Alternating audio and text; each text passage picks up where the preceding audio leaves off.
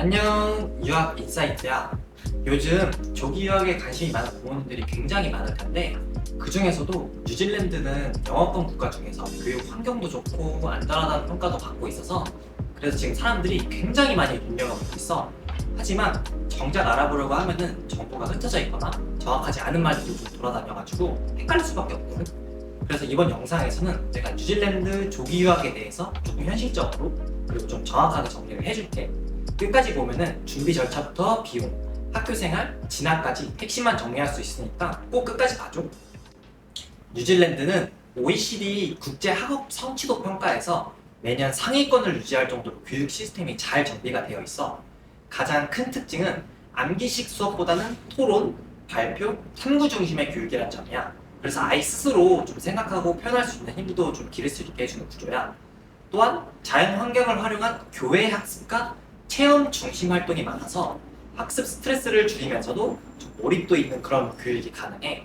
그래서 치안도 안정적이고 다문화에 대한 이해도가 높은 사회구조 덕분에 유학생들도 상대적으로 좀 안전하고 차별 없이 생활할 수 있어.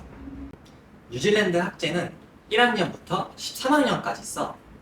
초등학교는 1학년부터 6학년, 그리고 중학교는 7학년부터 8학년, 고등학교는 9학년부터 13학년까지 있고 1학년은 한국의 초등 1학년, 그리고 13학년은 고등학교 3학년에 해당이 돼.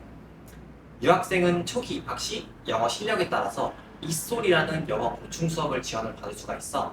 그렇다 보니까 정규 과목 외에도 드라마, 음악, 디지털 기술, 디자인, 체육 같은 다양한 선택 과목들이 좀 개설이 되어 있고 아이가 흥미나 적성에 맞춰서 과목을 좀 선택할 수가 있어.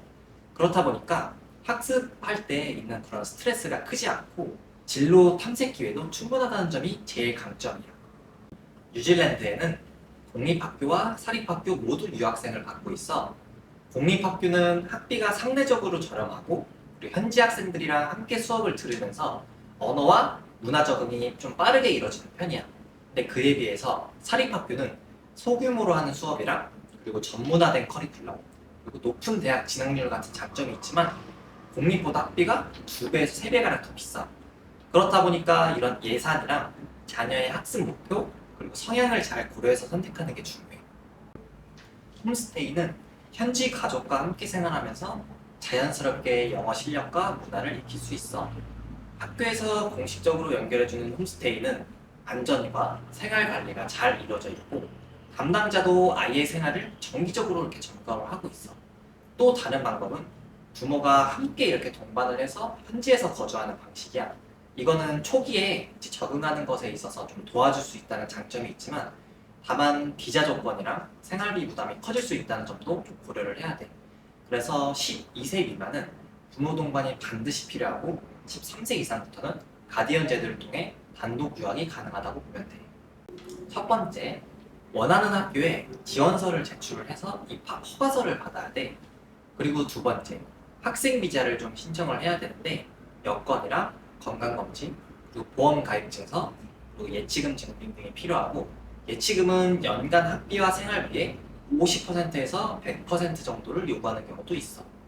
그리고 세 번째, 홈스테이 또는 가디언을 확정하고 또 네 번째까지 항공권 예매와 생활용품 준비를 완료하면 출국 준비는 모두 마무리가 되는 거지. 그래서 뉴질랜드는 1월, 4월, 7월, 10월 이렇게 학기제를 운영이 되고 있어서 최소 입학 3에서 6개월 전부터는 준비를 꼭 시작하는 게 좋겠지?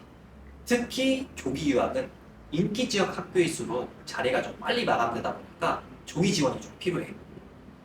공립학교는 연간 학비가 약 1,300만 원에서 1,700만 원 정도야. 그리고 사립학교는 연간 2,500만 원 이상인 것도 엄청 많고 또 홈스테이 비용은 월 120만 원에서 150만 원 수준이고 여기에 교재비랑 교통비랑 그리고 용돈 이런 거 다 합치다 보면은 연간 생활비는 약 1,000만 원 정도 예상을 하면 될 것 같아. 그래서 첫 해에는 비자 수수료, 보험료, 항공료, 초기 정착 비용까지 포함하면 최소 3천만 원 이상이 필요하고 2년 차부터는 학비랑 생활비를 합쳐서 연 2,500만 원 정도 소요가 된다라고 보면 될 것 같아. 뉴질랜드 학교는 오전 9시에 시작해서 오후 3시에 끝나. 수업이 이렇게 끝난 뒤에는 스포츠랑 미술, 음악, 요리 같은 방과 후 클럽 활동이 잘 운영이 되어 있다 보니까 우리 아이들이 관심 있는 활동에 좀 참여할 수 있어. 그리고 럭비, 크리켓, 승마, 요트처럼 한국에서 좀 이렇게 접하기 어려운 활동들도 좀 많이 있다 보니까 다양하게 체험이 가능하지. 그래서 이런 활동들은 언어 습득과 또래 관계 형성에도 큰 도움이 돼요. 뉴질랜드는 국제학생 보호 시스템이 정말 잘 갖춰져 있어. 학교마다 국제학생 전담 코디네이터가 있고, 그리고 문제가 발생하면 즉각적으로 개입해서 도와주는 구조야. 또한 유학 전에는 최소 3개월부터 6개월 정도 기본적인 회화와 작문 실력을 한국에서 미리 준비하는 걸 추천해. 유학원 선택도 되게 중요한데 단순하게 입학 서류만 처리해주는 것보다는 현지 정착이랑 홈스테이 관리, 학업 모니터링까지 지원해주는 곳을 선택하는 게 가장 좋겠지. 13학년까지 과정을 마치면 NCEA라는 뉴질랜드 대학 입학 자격 시험을 치르게 돼. NCEA 레벨 3이면 뉴질랜드 내 명문대는 물론이고 호주의 그룹 오브 에잇이나 영국의 러셀 그룹 대학들로도 진학이 가능해. 그래서 한국의 수능과는 좀 다르게 과목별로 학습 성취를 누적 관리하기 때문에 자기주도 학습 능력이 높은 학생들한테 특히나 유리한 구조야.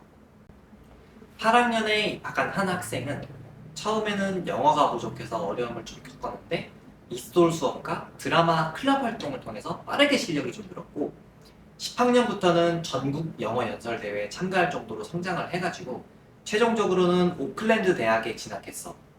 그리고 11학년에 입학한 다른 학생은 수학과 과학에 좀 두각을 보여가지고 뉴질랜드 수학 경시대회에 출전했고 그 경력을 바탕으로 오타고 대학의 의대에 합격했어. 이처럼 뉴질랜드는 아이의 흥미와 특성을 기반으로 성장할 수 있는 환경이 계속 마련되고 있다고 보면 될 것 같아. 자, 지금까지 뉴질랜드 조기 유학에 대해서 핵심 정보만 모아서 설명했어.